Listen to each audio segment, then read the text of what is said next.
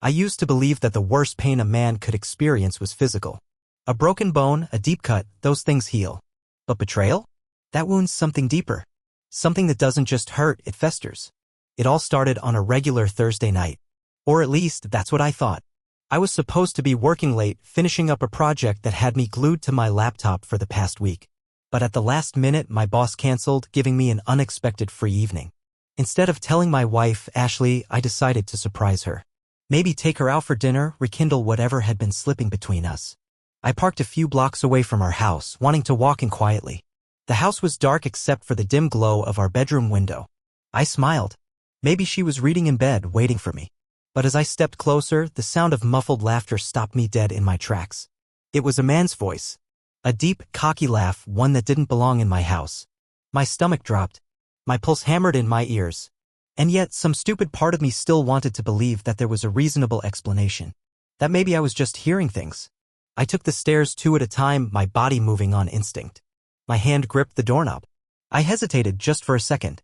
And then I pushed the door open. Ashley was sprawled across our bed, tangled in sheets that we had picked out together. Her hair was a mess, her makeup smudged, but she wasn't alone. Some guy tall, muscular, with a smug smirk plastered across his face was lying beside her, shirtless. Time slowed. She turned her head lazily, blinking up at me as if I were the one intruding. And then, instead of gasping in shock or scrambling to explain, she did something I will never forget. She rolled her eyes. Jesus, Ethan, she groaned, barely covering herself with the sheets. Why the hell are you home? Her words punched me in the gut. Not, I'm sorry. Not, it's not what it looks like. Just annoyance, as if I were the one ruining her night. The guy beside her smirked. He didn't even have the decency to look embarrassed. He just leaned back against the pillows, stretching like he owned the place. Well, this is awkward, he chuckled, running a hand through his perfectly styled hair. My fists clenched at my sides. I wanted to rip him apart to wipe that smug look off his face, but my rage was quickly overshadowed by something worse. Ashley didn't care. She wasn't panicked, wasn't apologetic, she was bored. Seriously, Ethan, she sighed, sitting up. You're acting like such a drama queen. It's not that big of a deal. Not that big of a deal. My vision blurred. The air in the room felt suffocating. My wife, the woman I had loved, the woman I had built my life with, had just reduced our marriage to an inconvenience. You're cheating on me, I managed to say, my voice barely more than a whisper. Ashley snorted. Oh my God, cheating, she mimicked, rolling her eyes again. Please, Ethan. Don't act so shocked. We haven't been us in years. You barely even look at me anymore. I felt like I had been punched in the chest. That's not true, I said through gritted teeth. Isn't it, she challenged, tilting her head. When was the last time you made me feel wanted? The last time you actually excited me? I opened my mouth, but nothing came out. The man beside her chuckled again. Damn, dude. This is kinda painful to watch. Something inside me snapped. Get the hell out of my house, I snarled, my hands curling into fists. Ashley just sighed dramatically. Ethan, you're embarrassing yourself. I said get out. I roared. The guy finally got up, stretching lazily before grabbing his jeans. Relax, man, he said, not even looking remotely ashamed. You'll get over it. I lunged forward, but Ashley's voice cut through my rage. You know what, Ethan? She snapped, her tone dripping with venom. I can't stand you. You're suffocating. Always there, always watching, but never actually making me feel alive. I needed more than this boring, pathetic excuse for marriage. I froze. Every inch of my body screamed at me to fight back, to argue, to make her see what she was throwing away. But her face, the cold, detached way she looked at me, made me realize the truth. She wasn't just lying to me. She despised me. I swallowed hard. My fists unclenched. And then something strange happened. I didn't feel anger anymore. I felt nothing. If that's how you feel, I said, my voice eerily calm, then I'll make it easy for you. Ashley arched a brow. Oh? What's that supposed to mean? I didn't answer. I turned on my heel, walked out of the room, and shut the door behind me. She probably thought I'd come crawling back. That I'd beg, plead, try to fix what she had already burned to the ground. But she was wrong. I was done. And by the time she realized it, I'd already be gone. I walked out of that room and never looked back. My mind was blank, my body moving on autopilot. Down the stairs, past the hallway where our wedding photos still hung. I barely registered the sound of her laughter behind me, the dismissive way she called out, "Oh, come on, Ethan, don't be so dramatic." Dramatic? That word rang in my ears as I grabbed my car keys from the counter. My hands were steady. Too steady. Maybe because my brain hadn't fully processed it yet. Maybe because if I allowed myself to feel what just happened, I'd fall apart right there on the kitchen floor. The second I got into my car, I slammed my fist against the steering wheel. Once. Twice. 3 times. It did nothing to stop the boiling rage in my chest. I wanted to go back in there and throw that bastard out of my house. I wanted to make Ashley see what she had just done. But what was the point? She didn't care. She had looked me in the eye and told me she couldn't stand me.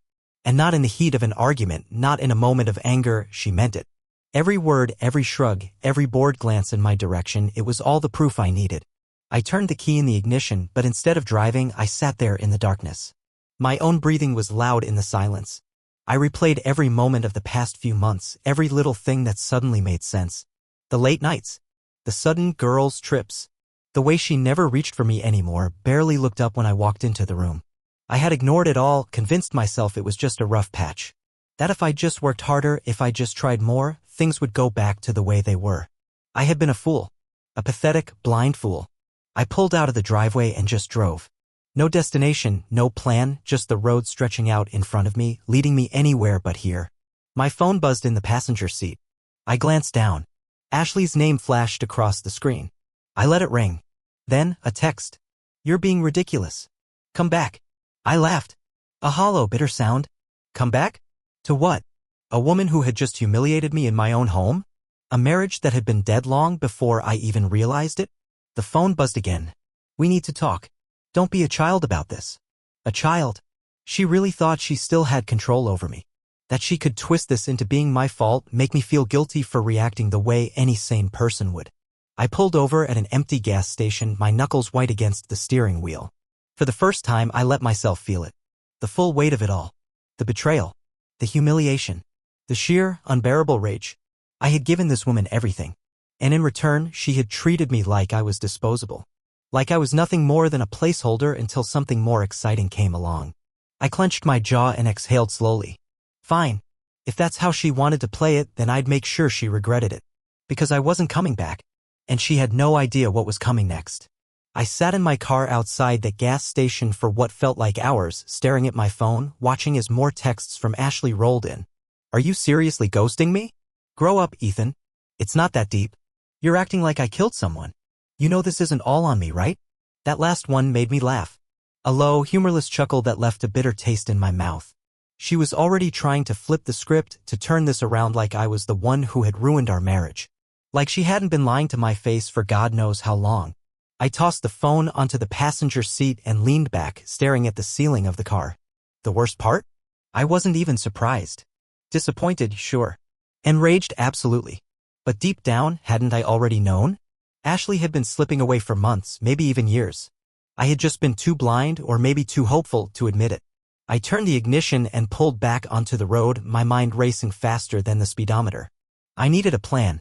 I wasn't about to sit around and wait for her to twist the knife even deeper. If she wanted to act like I was some burden, like she was doing me a favor by cheating behind my back, then fine. Let her think that.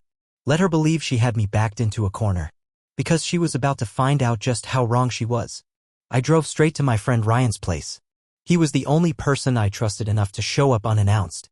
The second he opened the door, his brows shot up. "Dude," he said, taking one look at me. "What the hell happened?" I stepped inside and shut the door behind me. "Ashley," I muttered. That was all it took. His face hardened. "What did she do?" I exhaled slowly. "She's been screwing someone else. And not just screwing, she doesn't even care. She looked me in the face and told me she couldn't stand me." Ryan swore under his breath. "That bitch?" I barely reacted. I was too numb for that. Too wired with adrenaline to process anything except my next move. "You staying here tonight?" Ryan asked. "For now." "Good. Because if you even think about going back to her, I swear to God." I shook my head. "I'm done, man." And for the first time, I actually meant it. Ashley thought she could break me. Thought she could throw me aside like yesterday's trash and I'd just sit there, licking my wounds, waiting for her to come around. She had no idea who she was dealing with. I was about to disappear from her life so completely she wouldn't know what hit her. And when she finally realized what she had lost, it would be too late.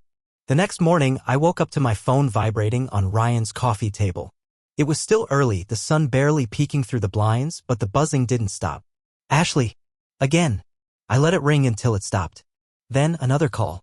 And another. Ryan stirred on the other couch, groaning as he sat up. Dude, just block her already. I stared at the screen, watching her name flash like some kind of warning sign. A part of me wanted to answer, to hear what pathetic excuse she'd come up with next. But another part, the smarter part, knew exactly how this would go. She wasn't calling because she regretted anything. She was calling because she had lost control. I silenced the phone and leaned back. Nah, let her sweat. Ryan smirked. That's the spirit. A few minutes later, a text came through. Where the hell are you? We need to talk.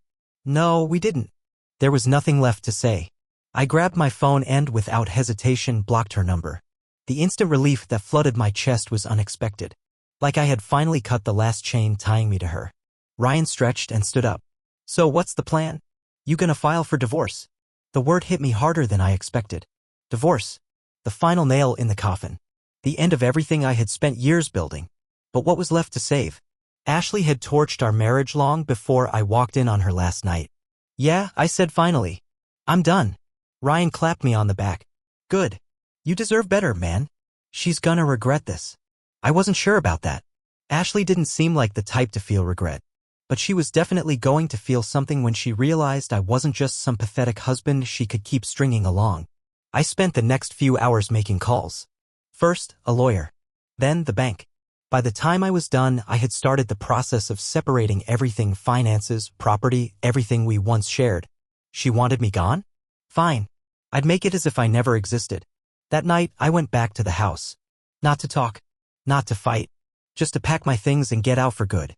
When I walked in, Ashley was waiting in the kitchen, arms crossed, a fake look of concern plastered across her face. Oh, so you finally decided to show up. I didn't even acknowledge her. Just walked past her and up the stairs. Ethan, she called after me, her voice sharp. We need to talk. I grabbed a suitcase and started shoving clothes inside. We really don't. She scoffed, stepping into the bedroom. You're being so childish. What, you think blocking me is gonna make this go away? I zipped up the suitcase and turned to face her. No, Ashley. Nothing is going to make this go away. Because I'm done. She rolled her eyes. Oh, please. You're not gonna divorce me. I let out a short laugh. Watch me. Her expression faltered just for a second. You're seriously ending our marriage over one mistake? I stared at her, incredulous. One mistake? You were in our bed with another man and you didn't even care. She folded her arms. Well, if you weren't so boring, maybe I wouldn't have needed to find excitement somewhere else. There it was. The real Ashley. Not the woman I had fallen in love with. Not the woman I had tried to hold onto for years. Just a selfish, spiteful person who had never actually valued me. I shook my head. You know what? Thank you. She frowned. For what? For finally showing me who you really are. I grabbed my suitcase and walked past her, ignoring whatever insult she threw at my back. I was done wasting my time. By the time she realized it, she'd already lost me forever. I loaded my suitcase into the trunk, feeling lighter than I had in years. Maybe it was the finality of it, or maybe it was the sheer exhaustion of pretending everything was fine for so long. Either way, I didn't look back as I pulled out of the driveway. Ashley didn't chase after me. She didn't cry or beg me to stay. Of course, she didn't. She never thought I'd actually go through with it. That was her mistake. Ryan was waiting when I got back to his place. He took one look at me and nodded. It's done. Yeah. Good. He handed me a beer and we sat in silence for a while. The reality of everything was starting to sink in. The marriage was over. The life I thought I had built was nothing but a lie. But I wasn't sad. I was pissed. Not just at Ashley, but at myself. For staying as long as I did. For making excuses every time she pulled away. For believing that if I just held on tighter, she wouldn't slip through my fingers. Ryan finally spoke. You're gonna be okay, man. I exhaled slowly. I know. The next few days were a blur of paperwork, meetings with lawyers, and figuring out what came next. I transferred money out of our joint account, cutting Ashley off before she could drain it. I made arrangements to sell my half of the house. I erased every last trace of her from my life. And then, just when I thought I was finally free, Ashley found a new way to drag me back in.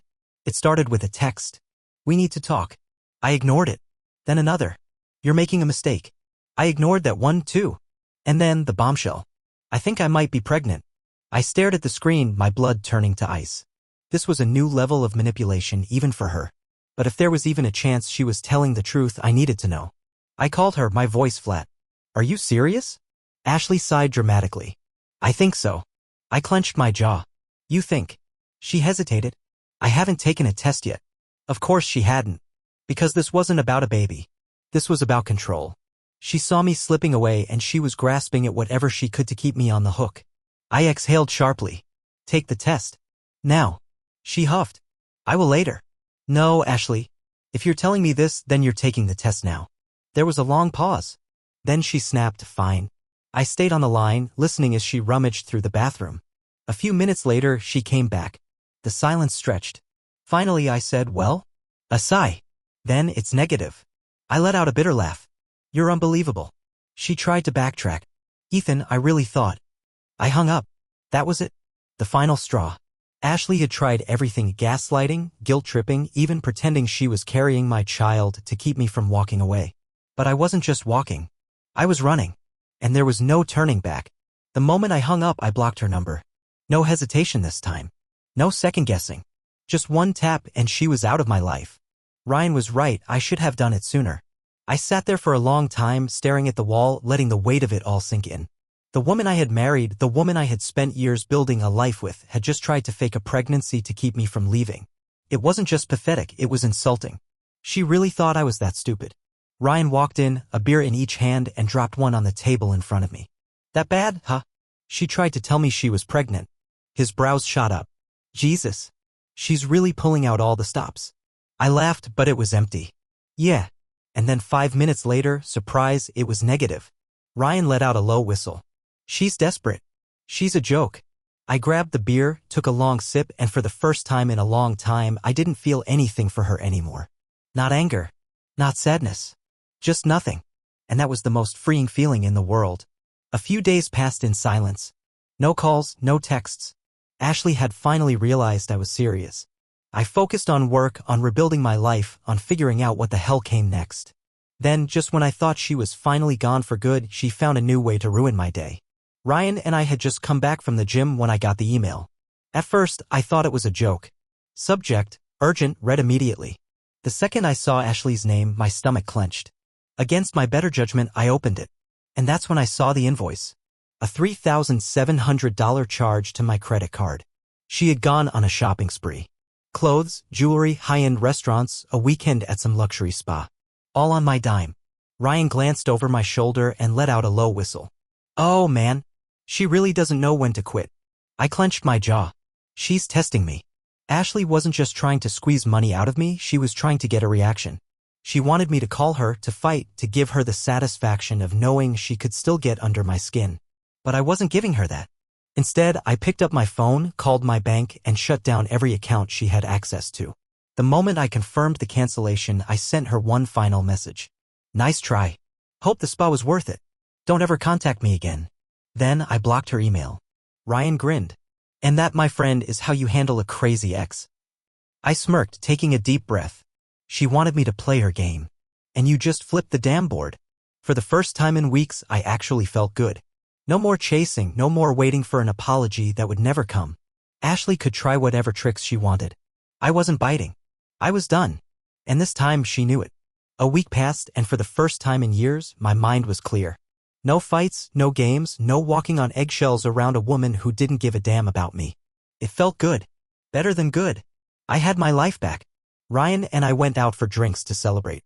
Nothing crazy, just a quiet bar, a couple of beers, and the simple pleasure of knowing I wasn't shackled to Ashley's toxicity anymore. You ever think about what's next? Ryan asked, swirling his glass. I leaned back in my chair. Like what? Dating. Moving on. Finding someone who isn't a complete psycho. I scoffed. Not even on my radar. He laughed. Yeah, I figured. I wasn't bitter. Not really. I just wasn't in a rush to throw myself into something new. For the first time in forever, I was good alone. But of course, Ashley wasn't done yet. The next morning, I woke up to a notification. A voicemail from an unknown number. I pressed play. At first, there was just silence. Then, a sniffle.